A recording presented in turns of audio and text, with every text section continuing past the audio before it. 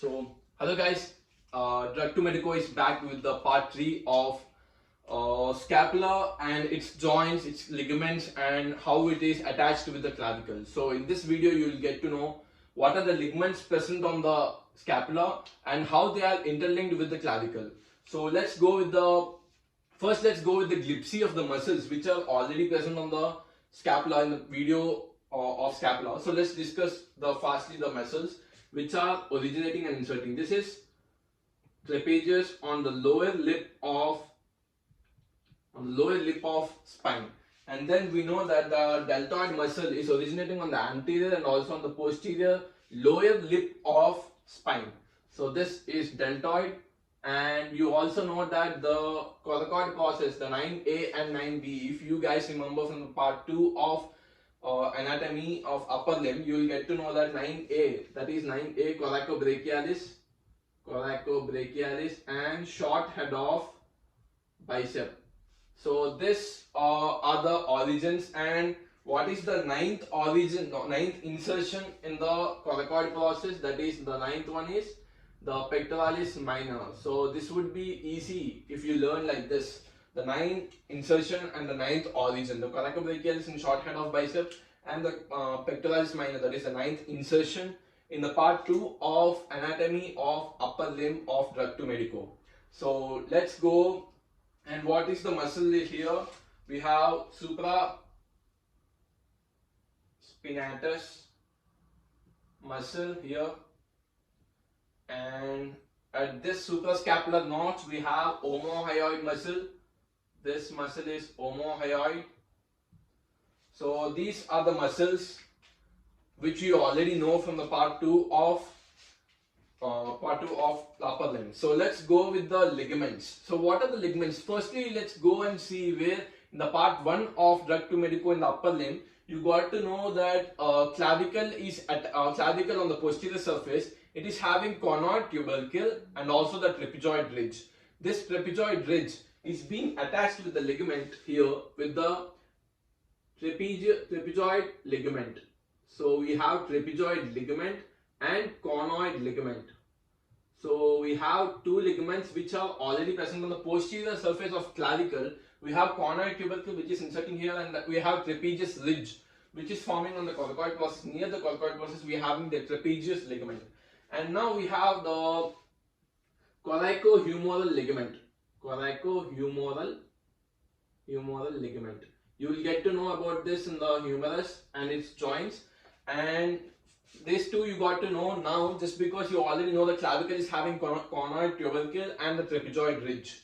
So this is near the coracoid process, and again we have coracoacromial ligament. Coracoacromial ligament. So as the name saying, the coracoacromial ligament, it should also present on the acromion process. So here we have in the acromion process we have coracoacromial ligament 2. So we have the coracoacromial ligament near the coracoid process and also on the acromion process of scapula.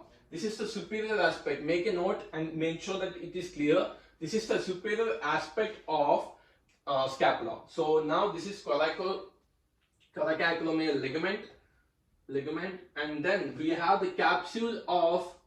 So what is the bone which is having joint with the acromion process of scapula? That is the clavicle. So we have acromioclavicular joint capsule. So this is acromioclavicular joint capsule, is the capsule which is forming the joint between the clavicle and also acromion process. This we discussed in the part 1 of clavicle. We discussed that the clavicle lateral end is attached to the acromion process. So here we got to know that the acromioclavicular joint capsule is forming the joint between the clavicle and the scapula, that is the acromion process. And now we need to have a good idea about the suprascapular ligament. This suprascapular ligament is important. Why? Just because it encloses the suprascapular notch, forming a so-called foramen. So this so-called foramen, which is formed by the suprascapular ligament, is important just because the nerve passes through the so-called foramen. So we have suprascapular suprascapular nerve passing through this suprascapular nerve passing through this so-called foramen formed by the suprascapular ligament. So this suprascapular ligament giving the suprascapular nerve passing through this, whereas the suprascapular artery and the suprascapular vein, they don't go through this so-called foramen, but they travel above the ligament. So this is giving the complete idea of joints and ligaments present on the scapula. Now let's go what happens. Let's see what's happening. How these nerve and the arteries and the veins are going from the back of the scapula. So now we'll discuss the back of scapula, the posterior surface of scapula. That is how the suprascapular nerve and how the suprascapular artery and vein is passing through the so-called foramen formed by the suprascapular ligament. So this is suprascapular ligament. So this suprascapular ligament is making a so-called foramen through which the nerve is passing through. So this nerve is suprascapular nerve, and we also have the artery and vein, which we just discussed, that the artery and vein of suprascapular. So this suprascapular artery and vein. So now you need to know that this, again we have one more ligament which is very important to make sure how these arteries and veins are traveling. You need to know that there is a ligament called spinoglenoid ligament. This is the glenoid cavity and this is the spine, so we call it as spinoglenoid ligament. So this spinoglenoid ligament is again giving the same so-called foramen form, that this nerve which is passing through here,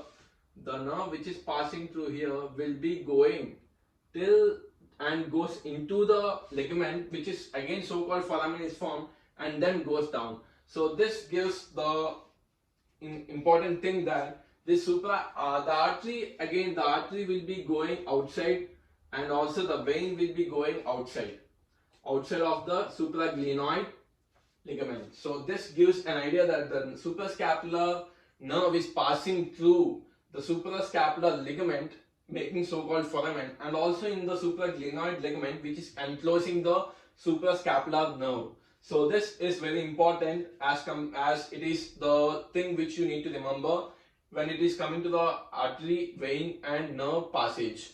So let's go for the most interesting part of our video, that is the clinical aspect. A patient did come and he did reported that he can't abduct his arm over 90 degrees and he's having a severe pain, he's having no pain, but he can't abduct the arm above 90 degrees. So the doctor noticed and the physical examination that the medial border of scapula is more prominent. So what would be the proper diagnosis and what the thing which you need to know about the clinical aspect of scapula is? Let's go for the medial border. So firstly, on the anterior surface, in the medial border, firstly let's remember one thing which is very important, and we put a box for this in our previous video. That is the all muscles insert on the medial border of scapula, So this is important just because you can remember easily that there are all the insertions in the scapula are medial. So what are the anteriorly? We have the 1, 2, 3, and then we have 4 and 5. 5 to 8 digits of serratus anterior. So these are all our insertions, and this is serratus anterior. So this serratus anterior is giving the insertion is going on to the medial border of scapula. So the thing which you need to know is the medial aspect is becoming prominent and he can't abduct the shoulder above the 90 degrees. So this is giving an idea that this muscle is not working. That means the muscle is paralyzed. So in this case, the patient is suffering with the paralysis of serratus anterior. So you got to know what are the muscles. These are the muscles, these are the digits of serratus anterior. 1, 2, 3 and 5 to 8 are the digits of serratus anterior, and the medial border is becoming prominent in the physical examination the doctor noticed, and the patient is reporting that he can't abduct the shoulder over 90 degrees. So this is giving the proper sense that the muscle is paralyzed and the muscle is serratus anterior. This is the clinical aspect related to our scapula.